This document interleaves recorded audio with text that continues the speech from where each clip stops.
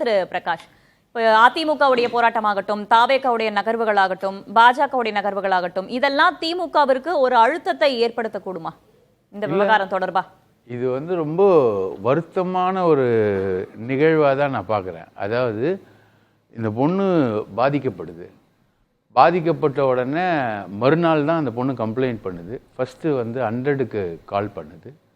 அதுக்கப்புறம் 100 போயிடுறாங்க. அங்கே போன உடனே நான் எக்ஸாம் எழுதிக்கிட்டு இருக்கேன், அப்புறம் வாங்க அப்படின்னு இந்த பொண்ணு சொல்லுது. அப்புறம் அந்த பல்கலைக்கழக பெண்களுக்கு எதிரான குற்றங்கள் குழுக்கிட்ட சொல்கிறாங்க. அப்பவும் வெயிட் பண்ணுறாங்க. இவங்க இந்த பொண்ணுக்காக வெயிட் பண்ணுறாங்க. அந்த பொண்ணு அவ்வளோ சீக்கிரம் வரல. அதுக்கப்புறம் ஸ்ட்ரெயிட்டாக ஒரு கம்ப்ளைண்ட் கொடுக்குது. இந்த டிஸ்கிரிப்ஷனில் தான் அந்த கம்ப்ளைண்ட் வருது. அந்த கம்ப்ளைண்ட்டை வச்சு முதல்ல இவங்க அது சம்மந்தமாக ஒரு 10 பேர் ஐடென்டிஃபை பண்ணுறாங்க. 10 குற்றவாளிகள் ஐடென்டிஃபை பண்ணுறாங்க. அதில் 6 பேர் ஜெயிலில் இருக்கான். மிச்சம் 3 பேர் வெளியூரில் இருக்கான். இவன் ஒண்டி தான் அந்த கோட்டூர்புரம் ஏரியாவில் ஆக்டிவாக இருக்கான். இந்த பையன் தான் ஞானசேகரன். இவன் மேலே ஆல்ரெடி இந்த மாதிரி விஷயங்கள் இருக்குது. இவன் கம்ப்ளீட் ஒரு கிரைம் அக்யூஸ்ட். அதாவது லா அண்ட் ஆர்டர் அக்யூஸ்ட் கிடையாது, கிரைம் அக்யூஸ்ட். இவனோட விஷயங்களை எல்லாத்தையும் எடுத்து பாரதி ராஜான்னு ஒரு அற்புதமான ஒரு அசிஸ்டன்ட் கமிஷனர், அவர் தான் இதை க்ளோஸ் பண்ணி இவனை ஃபிக்ஸ் பண்ணுறாங்க. அந்த சிசிடிவி ஃபுட்டேஜில் ஒரே ஒரு இடத்துல வேகா இவன் தனியாக நடந்து போகிறான். ஒரே ஒரு ஃபுட்டேஜ் தான் அவங்களுக்கு கிடைக்குது. ஆனால் போலீஸ் ஸ்ட்ரைட்டாக இவனை ஃபிக்ஸ் பண்ணி இவன் தானா அப்படின்னு சொல்லிட்டு வீட்டில் போய் தூக்குறாங்க. அப்போ அவனுடைய செல்ஃபோனில் இவன் பதிவு பண்ணதான் அந்த பொண்ணு கம்ப்ளைண்ட் கொடுக்குது. செல்ஃபோனில் ஒன்றுமே இல்லை.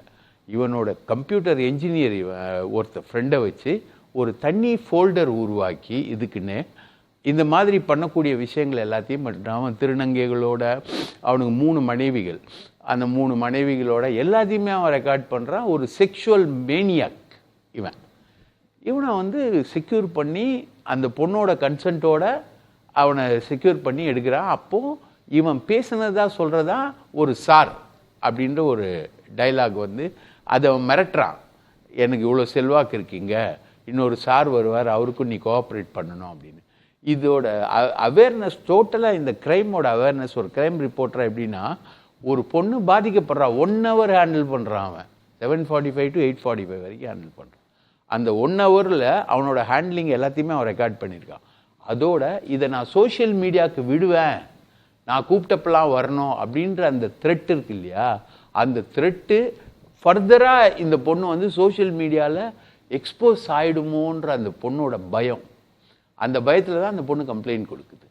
கம்ப்ளைண்ட் கொடுத்த உடனே அவங்க ஸ்ட்ரிக்டாக ஆக்ஷன் எடுக்கிறாங்க. அவனோட ஃபோன் எல்லாத்தையுமே அதுக்கப்புறம் இந்த பொண்ணு இந்த விஷயங்களை இவன் சொல்கிறதுக்கு முன்னாடி அந்த சைபர் கிரைமுக்கு அனுப்பி ரெட்ரீவல் சாஃப்ட்வேர் அது போடுறதுக்கே ஒரு டைமிங் வேணும் உங்களுக்கு. எனக்கு நிறைய இடங்களில் தெரியும், ரெட்ரீவல் சாஃப்ட்வேர் போட்டால் எப்படின்னா அது போடுற அதையும் குயிக்காக ரியாக்ட் பண்ணி போலீஸ் ரிட்ரீவல் சாஃப்ட்வேர் போட்டப்பந்தான் இவன் பண்ண இந்த அஃபென்ஸ் வந்தது. இவன் பண்ண அஃபென்ஸ் மேட் அவுட் ஆன அப்புறம் தான் அவனை தூக்குறாங்க, ஃபுல்லாக கம்ப்ளீட்டாக எடுக்கிறாங்க. அது வரைக்கும் வாட்ச் லிஸ்ட்டில் வச்சுருந்தான். ஸோ இதில் கம்ப்ளீட்டாக அவன் சொன்ன ஒரு பொய் சாரு, அந்த பொய்யை பிடிச்சிக்கிட்டு தொங்குறாங்க. சாரு என்ன நோக்கமாக இருக்கும்னு நினைக்கிறீங்க? அது நீங்கள் ஒரு கிரைமுங்க, கிரிமினல் கிரைம். அவன் லா அண்ட் ஆர்டர் அக்யூஸ்ட்னா கூட ஓய் வெட்டுருவேன் குத்திருவேன்வான்.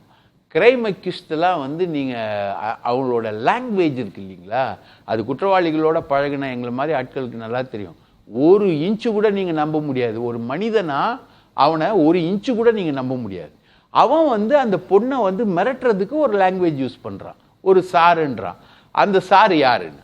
2வது இது திமுகவோட தொடர்பு இருக்குன்னா மா சுப்பிரமணியம்னு ஒரு அமைச்சர். அந்த அமைச்சருக்கு இவன் கொஞ்சம் அந்த அமைச்சரோட லிங்க்ல பல விழாக்களுக்கு பல இடங்களுக்கு இவன் போகிறான். அவ்வளோதான் திமுகவுடைய லிங்க்கு. இவங்க சொன்ன ஞானசேகரன், முரசொலியில் காட்டின ஞானசேகரன், அதெல்லாம் காட்டினதெல்லாம் வேற ஆளுன்றது அவன் டிக்ளேர் பண்ணிட்டு போகிறான். 3வது நீங்கள் பார்த்தீங்கன்னா இந்த எஃப்ஐஆர் ரிலீஸ் இன்னைக்கு தேசிய ஆணையமே சொல்லிருச்சு. எஃப்ஐஆர் ரிலீஸ் தேசிய தகவல் மையம் சொல்லிட்டாங்க. அதில் நீங்கள் பார்த்தீங்கன்னா 14 அந்த பிஎன்எஸ் அதுக்கு ஓப்பன் பண்ணும்போது 14 பேர் ஓப்பன் பண்ணியிருக்காங்க அந்த இது வெளியில் வந்தோடனே. அதில் 7 பேர் டிவி ஜேர்னலிஸ்ட். அவங்க எதுக்கு ஓப்பன் பண்ணி பார்ப்பாங்க?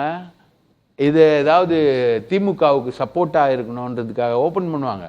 அவங்க வந்து இந்த செய்தியை பிரேக் பண்ணோன்ற குவெஸ்ட் இருக்குல்ல, யார் ஃபஸ்ட்டு பிரேக் பண்ணோம், யார் ஃபஸ்ட்டு அதை சொல்லணுன்ற குவெஸ்ட்டு, அதில் தான் வந்து இது சர்ஃபேஸ் ஆனவுடனே அவங்களுக்கு அலர்ட் வந்திருக்கு, அவங்க ஓப்பன் பண்ணி பார்த்துருக்காங்க. அது சர்க்குலேட் ஆகிருக்கு. அது தப்பு தான்னு வச்சுக்கோங்களேன். அதுக்கான விஷயங்கள் வரும். ஸோ மற்ற 7 பேரும் வந்து டிபார்ட்மெண்ட் ரிலேட்டடான ஆட்கள் தான் 7 பேர் ஓப்பன் பண்ணியிருக்காங்க. இப்போ அடுத்த 7 பேர் வந்து ஜேர்னலிஸ்ட், பர்டிகுலர்லி டிவி ஜேர்னலிஸ்ட். எனக்கு தெரியும், பேரு கூட தெரியும், பட் நான் சொல்ல விரும்பலை. இதுதான் இந்த எஃப்ஐஆர் லீக்கில் எந்த பொலிட்டிக்கல் பர்பஸும் இல்லை. அதே மாதிரி இந்த பையனோட அரெஸ்ட்ல எந்த பொலிட்டிக்கல் பர்பஸும் இல்லை. மூணாவது வந்து இவன் சாருன்னு சொன்னதும் வேஸ்ட். அது சும்மா மிரட்டுற ஒரு கிரிமினல் அக்யூஸ்டோட கிரிமினல் வார்த்தைகள். அதுக்கு எந்த அர்த்தமும் பேக்ட்ராப்புமே கிடையாது.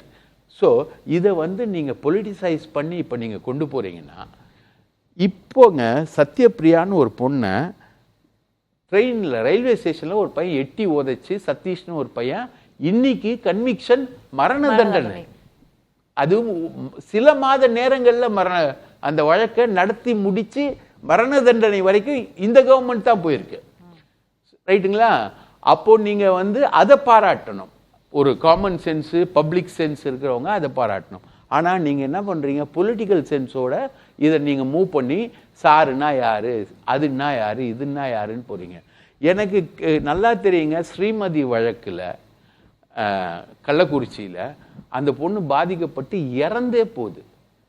இப்போ இன்னைக்கு பொங்கி எழக்கூடிய இவங்க யாருமே ஸ்ரீமதிக்காக யாருமே குரல் கொடுக்கலங்க. எடப்பாடியும் சரி, இப்ப முதலமைச்சர் மு க ஸ்டாலின் ஏன் அதை பத்தி பேசல அப்படின்ற கேள்வியை 2 தரப்புமே எழுப்பியிருக்காங்களே. சூப்பர், நல்ல கேள்வி.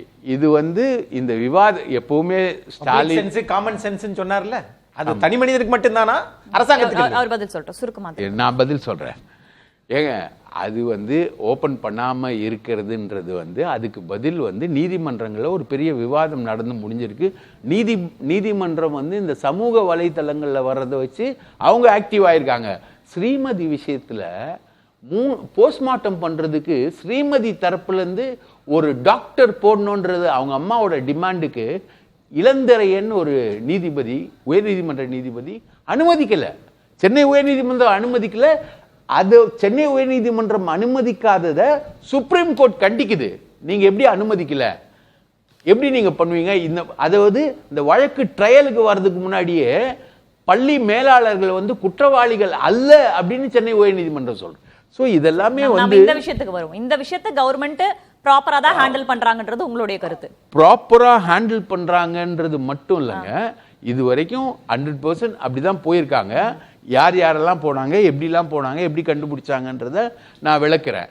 அது மட்டும் இல்லைங்க, இதை வந்து இன்னைக்கு எலெக்ஷன் இயராக வந்ததுனால, இன்னும் 1 இயர் 1.5 இயரில் எலெக்ஷன்றதுனால இவங்க என்ன நினச்சிட்டாங்கன்னா, இது வந்து ஒரு பொள்ளாச்சி வழக்கு மாதிரி ஒரு பெரிய வழக்கு, இந்த வழக்கில் ஒரு மைலேஜ் எடுத்துட்டா திமுகவுக்கு எதிராக நம்ம பண்ண முடியும்னு பண்ணுறாங்க. ஆனால் இதில் வந்து இதில் இவங்க பண்ணுறதுனால பாதிக்கப்படுறது யாருன்னா, அந்த பொண்ணோட மனநிலை தான் மிக மோசமாக பாதிக்கப்பட்டுக்கிட்டு.